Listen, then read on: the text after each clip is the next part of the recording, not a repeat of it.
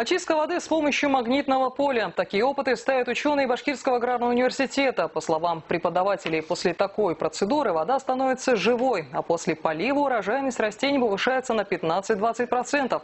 Нововведение считается экологичным, ведь в данном случае никаких химических реактивов для очистки воды не требуется.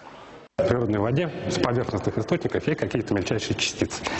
Их надо убрать из воды. Что мы делаем?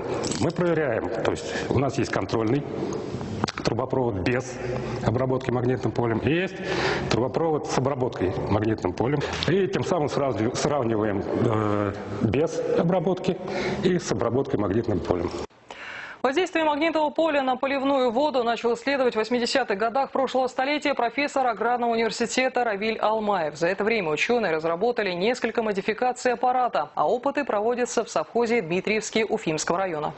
Есть еще новые идеи использования этой активированной воды, как при подготовке различных строительных смесей, возможно и при водопое мелкого рогатого скота.